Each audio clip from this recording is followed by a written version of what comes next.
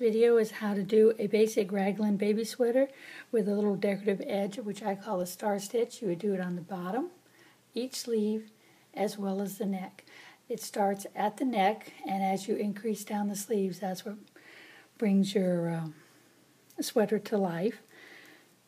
So when you're finished with it, you will have a solid across the body of the work, and the only seam you're going to have is right here along the sleeve. So we're going to start at the top. I'm going to do a little bit larger version to make it a little easier to see. You knit the first 2 rows, then you start your star stitch, which is knit 1, slip 1 as if to knit, knit 1, slip 1, knit 1, slip 1 as if to purl, knit 1, slip 1 as if to purl, knit 1, and you repeat this all the way across until you get to the last 3 stitches. On a boy sweater, the buttonhole will be here. On a girl, the buttonhole will be here. So you yarn over and knit the last 2. Turn your work, and you would knit the first 3, which means 2 stitches plus the yarn over. That's where you get your eyelet. Now we're going to start the star stitch again. This time you bring the yarn in front to slip 1 as if to purl, yarn in back and knit 1, yarn in front, slip 1 to purl, yarn in back, knit, slip, knit, slip, knit, slip, knit, slip, knit, and you repeat this all the way across. By adding that yarn over, that gives you the extra odd stitch you need in order to complete your star stitch. Now you would knit the next 3 rows. That's what gives you this cute little bottom of the border. I'm just going to knit 1 for time constraints, but you would actually knit the 3 when you're doing this pattern. Now if you're doing a different pattern for the borders or neckline and sleeves, you would follow that pattern design. Now this pattern is available on my website. So you go to stitchniche.com and you will find this pattern. It's, like I said, a very basic pattern. It goes fairly quickly. Now pretend I've already knitted the 3 rows. As you can see, the star stitch is popping out, plus your buttonhole. On the purl side is where you set up to start your raglan. You would knit however many you required for the border. I'm just going to knit 5. I'm going to make this an abbreviated version, so I'm going to knit 5. Now you're going to purl, so we're going to purl 2. You place a marker,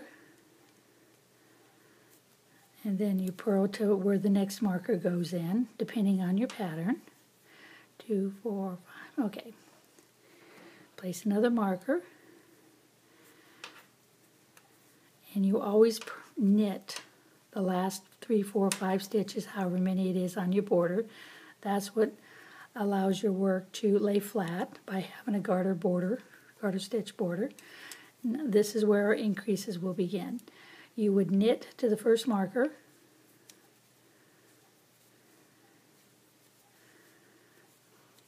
okay, so we're at the first marker. You want to do an increase in the stitch before the marker and an increase in the stitch after the marker. An increase would be to knit in the front and the back of 1 stitch, and that gives you 2. Slip your marker. We're going to do another increase, so you knit in the front and the back. Now you knit to the next marker, increase, knit in the front and the back, slip your marker, increase, and knit to the end. On your baby sweater, you're actually going to make a total of 8 increases, 2 at each shoulder angle. On the back, you just purl across. So you start with your knit 5, or whatever your pattern calls for your garter border. And then you would purl across, bring your yarn in front, purl each stitch, no increases on this row. When you get to your marker, you slip your marker and you go to the next marker,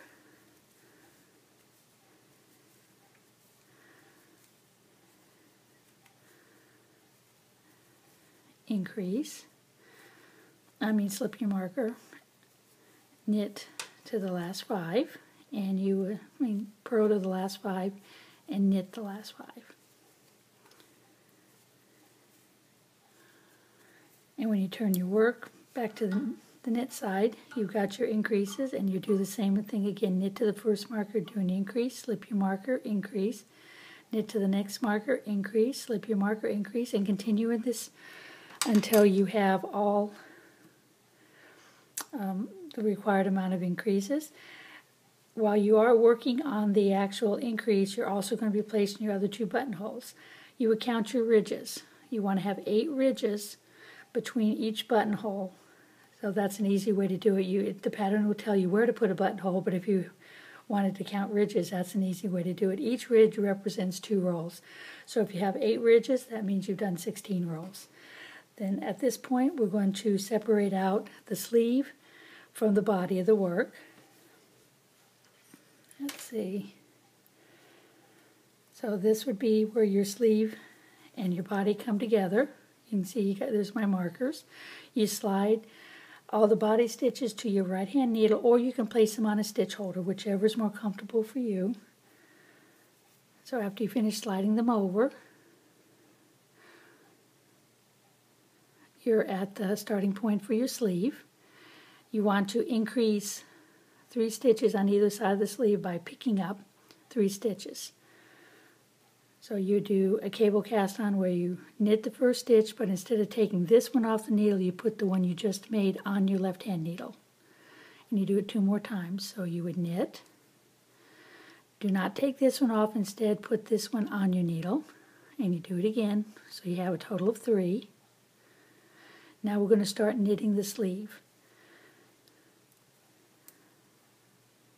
So you knit the first 3 stitches, and then you knit across your whole sleeve. I give a little tug at this point, kind of tightens up those cast-on stitches. And you're going to knit to the next marker, and that'll be the end of where your sleeve stitches are. And when you get to the other side and you flip your work over to purl, you would cast on 3 stitches before you do your purl. And then you would work stockinette stitch for the amount of rolls or inches that your pattern calls for. I'm just going to go across this real quick so you can see the other side. I'm just about there. I found by not putting these on stitch holders, it's a little more comfortable to work with because all your stitches are right here in front of you. Although some do prefer the stitch holders because it makes it easier for them to know where they're at. So either way works fine. I just try to find the easiest way to do something. Okay, so at the end of the sleeve, you turn it over. And you want to cast on 3 stitches again, so you would use your cable cast on again. Whoops. 1, 2, 3. You can take your stitch markers off at this time. You would purl across at this point, so all these stitches on the back side will be purled across. And after you get the recommended amount of rolls or stitches or inches, then you would do your star stitch border on your sleeve. Once that side is done, you've got one sleeve finished here. Slide your back stitches onto your right hand needle, or leave them on your stitch holder and go to your next sleeve, and we do the same thing again. You would cast on your 3 stitches and knit to the end, just like you did on your other sleeve. And when you get to the other side of your second sleeve, you do the same thing again. You would cast on 3 stitches and purl across and continue following in the pattern. So you'd have your 3 cast-ons here. When you get to this end, turn your work, put your 3 cast-ons again. I'll go ahead and go to the end. Give you one more example of the cast-ons. and you would leave the front stitches on your needle or on your stitch holder because we're not ready to use them yet.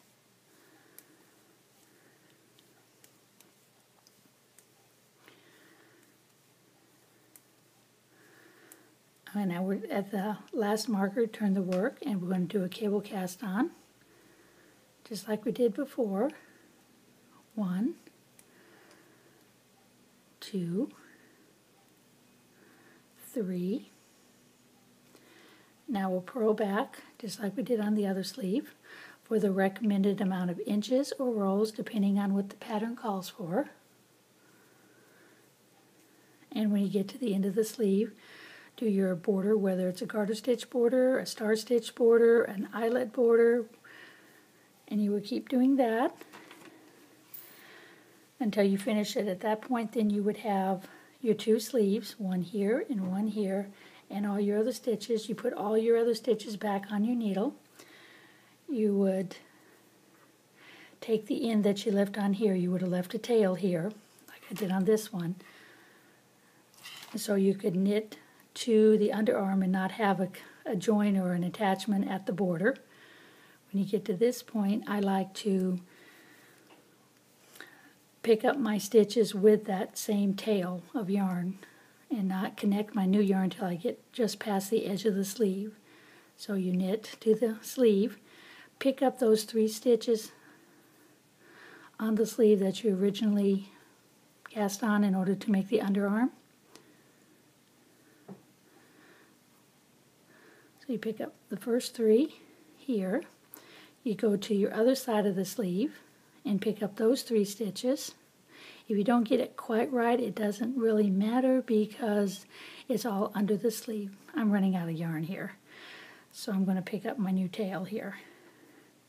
Usually I give myself enough, I don't have to do this until I get past the underarm.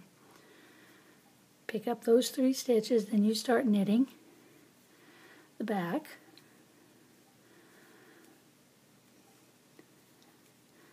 By using that long tail, your join for your underarm is underneath your arm, so you can weave that in there and not see it over here on this side.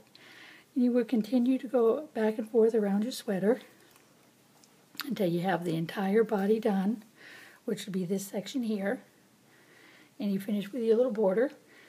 Sew on your buttons and seam up your underarm, and your sweater is complete.